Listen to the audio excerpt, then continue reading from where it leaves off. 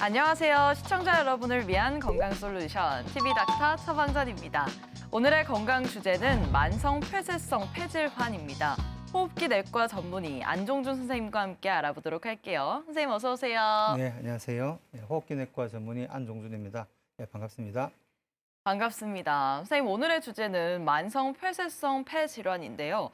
이게 참 생소한 질환이긴 합니다. 어떤 호흡기 질환인가요? 네, 만성 폐쇄성 폐질환은 오랜 기간 만성적으로 기도가 좁아져서 호흡 곤란을 호소하는 병입니다.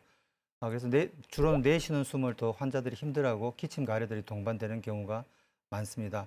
COPD의 90% 이상은 대개 흡연과 관련이 있는 걸로 알려져 있고 네. 따라서 나이가 많고 오랫동안 담배를 피운 사람들한테서 발생을 합니다. 또 다른 원인으로는 직업성 유해 물질에 오랜 기간 노출이 되거나 혹은 바이오매스, 즉 우리가 연료를 쓰는 나무 땔감이라든지 혹은 이런 LPG 가스 이런 걸 연소할 때 나오는 가스를 마시는 경우에 다 이런 것들 유해 물질이 될 수가 있겠고 또 유전적인 감소성도 중요한 걸로 알려져 있습니다. 네, 그럼 말씀해주신 증상이 천식과 굉장히 비슷한 것 같은데요. 만성 폐쇄성 폐질환과 천식 어떤 차이가 있을까요? 예, 만성 폐쇄성 폐질환은 주로 흡연자한테 생기기 때문에 주로 40세 이후에 좀 연세가 좀 있는 분들한테 생기고 네. 또 증상은 또 서서히 진행되는 특징이 있습니다. 하지만 천식은 젊은 사람한테 생기고 흡연과 관계없이 생긴 걸로 되어 있고요. 또 만성 폐쇄성 폐질환은 주로 새벽에 기침을 많이 한 증상을 호소하는데 천식은 주로 야간에 좀 호소하는 경향도 있습니다.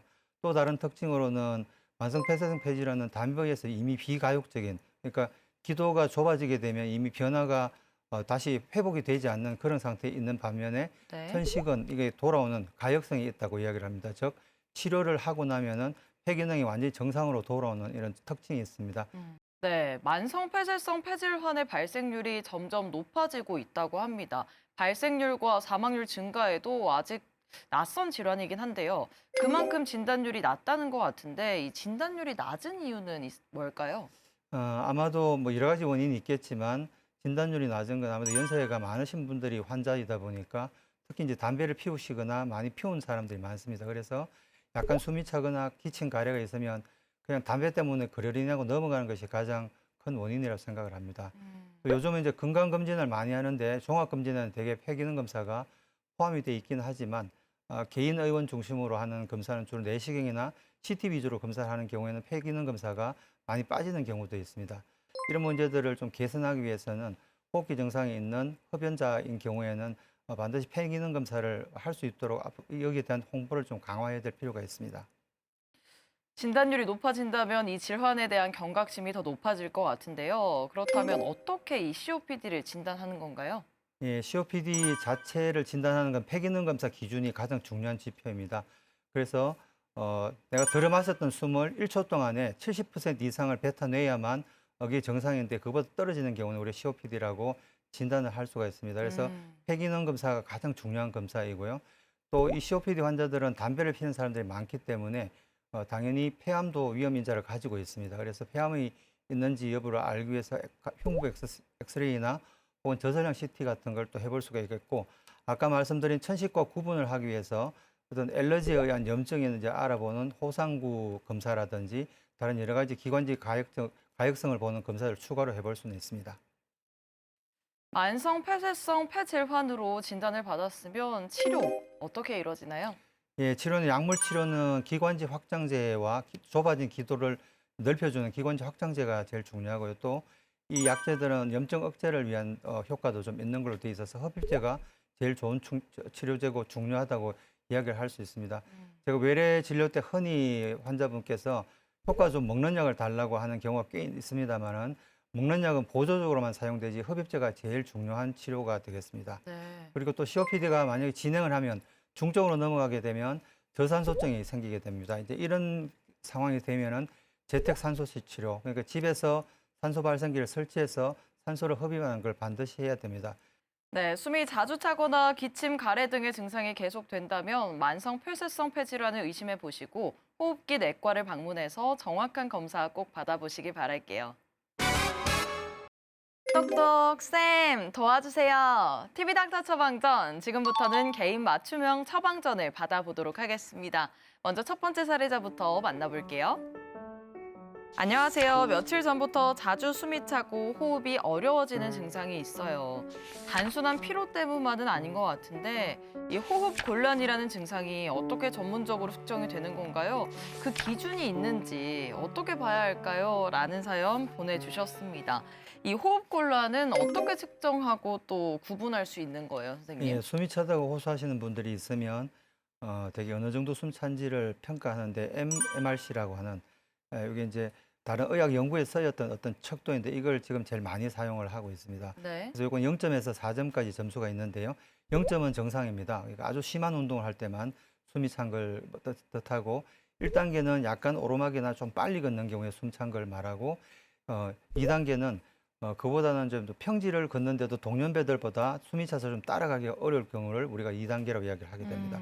3단계는 보통 걸음을 걸어가더라도 숨이 차서 100m를 채 걷지 못한다면 이제 3단계 되겠고 4단계는 이제 제일 심한 단계인데요. 이때는 일상생활 자체가 힘든 겁니다. 그러니까 옷을 갈아입거나 뭐 식사하는 것도 힘들어서 하는 경우 이런 경우가 4단계가 되겠습니다.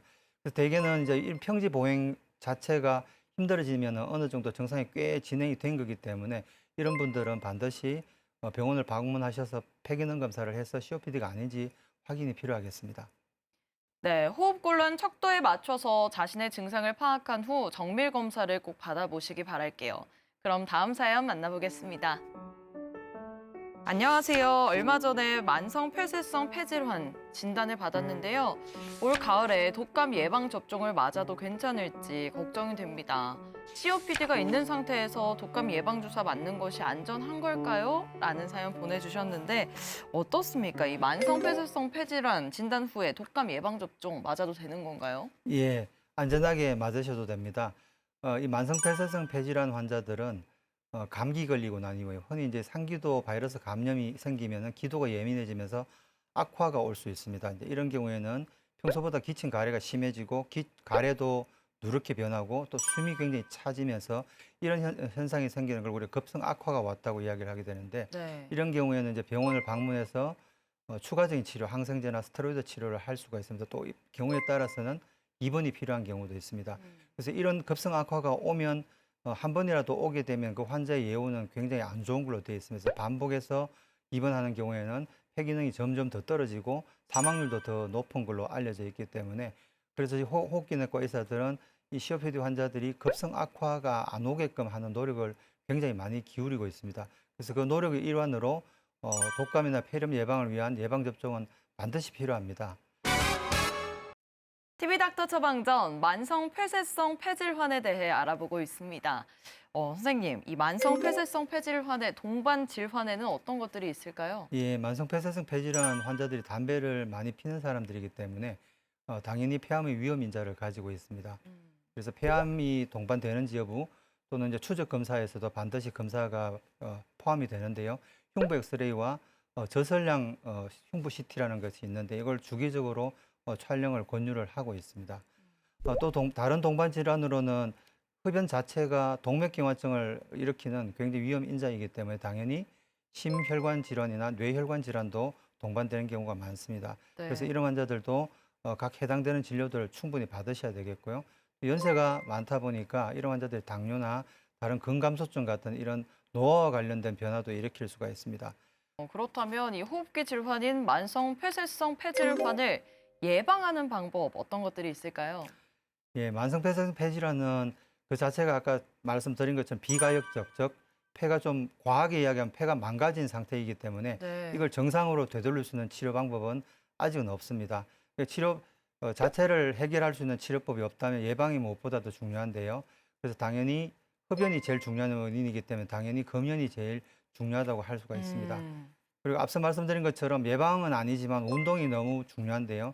운동을 열심히 해서 근력이 좋은 환자들, 즉 운동 능력이 좋은 환자들은 같이 폐기능이 나빠져 있는 동년배들 환자들하고 비교를 하더라도 훨씬 호흡곤란을 덜 호소하게 됩니다. 오. 그래서 활동도 많이 늘고 또 생활을 열심히 하실 수 있기 때문에 삶의 질이 훨씬 좋고 또 생존율 향상에도 도움이 된다는 일부 보고도 있어서 특히 운동이 중요하다고 말씀을 드릴 수가 있겠습니다.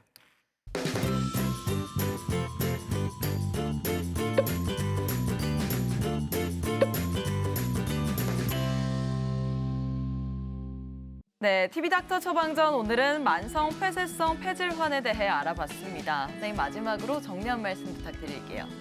예, 제게 진료받는 만성 폐쇄성 폐질환 환자들에게 제가 항상 세 가지를 말씀을 드립니다. 금연, 약물 치료, 운동 이 세 가지를 항상 강조해서 말씀드리는데 담배를 피시는 분은 먼저 담배를 끊는 게 가장 중요하겠죠. 그리고 약물 치료는 흡입제가 먹는 약보다 더 중요한 약입니다. 먹는 약은 보조약에 지나지 않습니다. 그리고 운동도 매우 중요합니다. 오늘 숨차다고 해서 운동을 하지 않는다면 내일도 할 수가 없습니다. 그러면 점점 활동이 줄어들고 나중에는 걷는 것조차 힘들어지기 때문에 지금 당장 운동을 시작하셔야 됩니다. 네, 선생님 오늘 말씀 고맙습니다. 네, 감사합니다. 저희는 다음 주 이 시간에 더욱 알차고 유익한 처방전 가지고 다시 돌아오겠습니다. 오늘 하루 더 행복하고 더 건강하세요.